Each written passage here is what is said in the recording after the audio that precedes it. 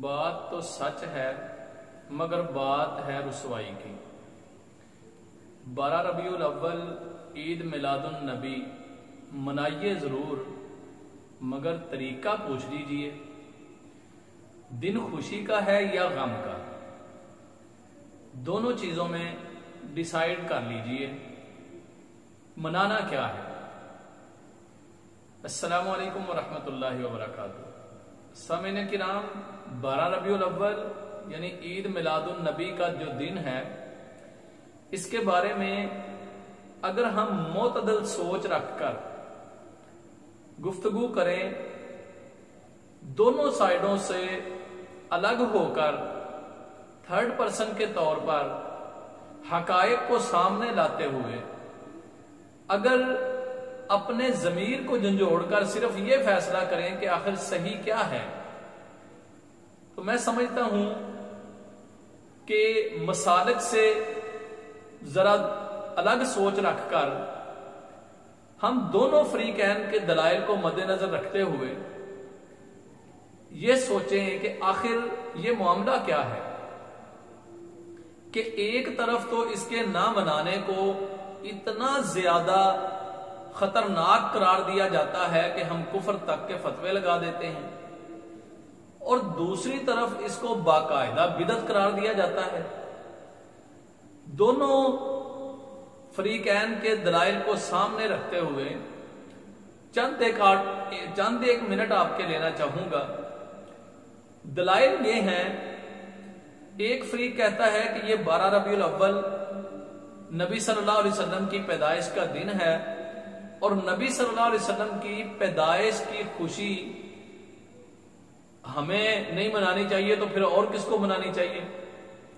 بات تو درست ہے، نبی صلی اللہ علیہ وسلم کی پیدائش کی خوشی اور ہم چھوڑ دیں مسلمان ہو کر، لیکن دوسری طرف اسی بات کو یوں کہا جاتا ہے کہ یہ دن ہی نبی صلی اللہ علیہ وسلم کی پیدائش کا نہیں ہے۔ اگر دونوں باتوں کا ہم فی الحال موازنہ کر لیں تو واقعی کمپیوٹر کا دور ہے، اور اگر اس بات کو ہم سامنے رکھیں کہ یہ 12 ربیع الاول جو ہے وہ پیدائش نبی ہے بھی یا نہیں، تو اگر ہم تاریخ کو کھنگالتے ہوئے پیچھے جائیں 1400 سال قبل اور دیکھیں کہ 12 ربیع الاول کا جو دن ہے وہ کس دن آ رہا ہے، تو سامعین کرام وہ کم از کم سوموار کے دن یعنی پیر کے دن تو نہیں آ رہا۔ پیر کے دن پھر کیا آ رہا ہے؟ وہ آ رہا ہے 9 ربیع الاول، یعنی بعض علماء اس کو 9 ربیع الاول بھی قرار دیتے ہیں نبی صلی اللہ علیہ وسلم کی پیدائش کو۔ خیر بعض اس کے علاوہ بھی تاریخیں بتاتے ہیں۔ اب دوسری طرف مسئلہ رہ گیا ہے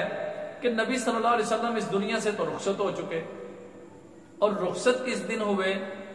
اتفاق سے 12 ربیع الاول کو نبی صلی اللہ علیہ وسلم دنیا سے رخصت ہوئے ہیں۔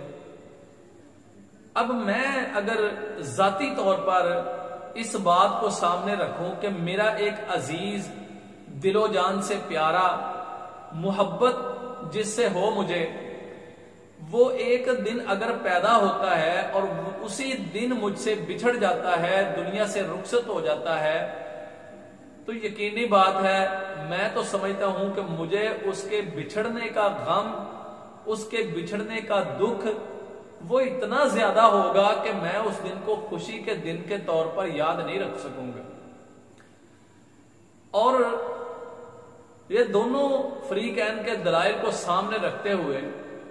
اگر ہم یہ دیکھیں کہ یہ خوشی کا دن، اگر ہم اس کو مان بھی لیں کہ یہ خوشی کا دن ہی ہے،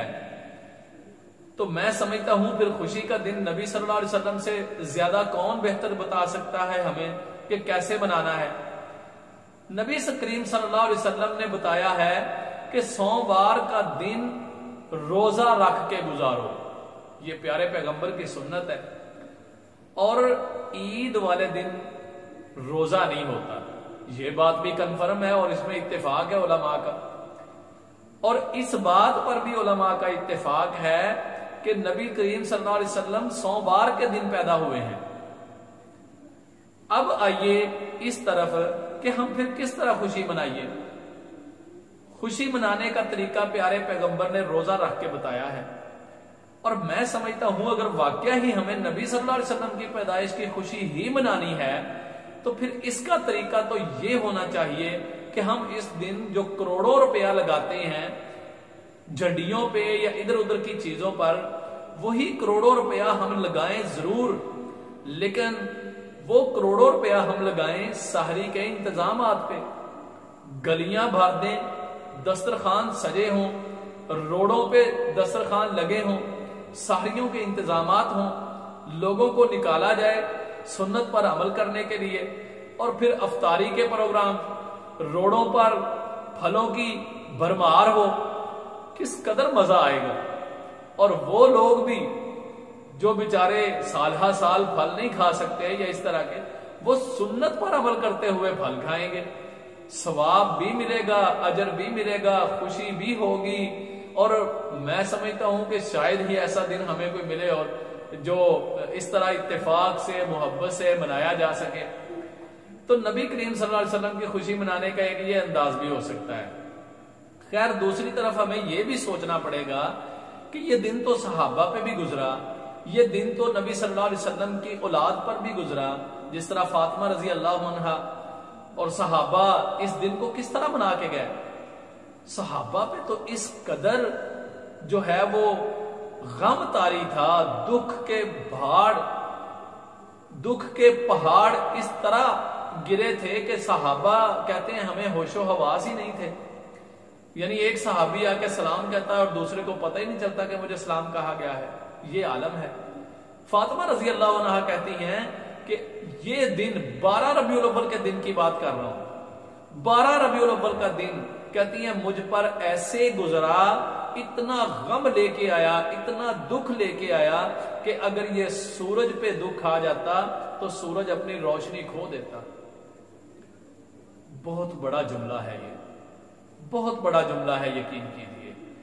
جو فاطمہ رضی اللہ عنہا پہ دن ایسے گزرا، میں نہیں سمجھتا کہ فاطمہ رضی اللہ عنہا اس دن کبھی خوشی منانے کا سوچیں گی بھی۔ تو فاطمہ رضی اللہ عنہا سے پیار کرنے والے کیسے خوشی منا سکتے ہیں؟ تو محترم بھائیوں، مجھے تو یہی سمجھ آئی ہے، باقی اس کے بعد بھی اپنے اپنے ذہن ہیں، پھر بھی اتنے زیادہ دلائل، ایک طرف کفر قرار دے دینا، دوسری طرف بہت زیادہ جو ہے وہ اس کو سخت جو ہے غلط قرار دے دینا،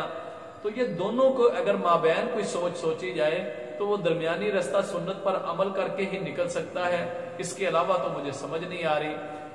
آخر میں پھر یہی کہوں گا کہ ان سارے دلائل کو سامنے رکھتے ہوئے پھر پروین شاکر یاد آتی ہے کہ بات تو سچ ہے مگر بات ہے رسوائی کی کہ وفات النبی کو عید النبی منایا جائے۔ والسلام ورحمۃ اللہ۔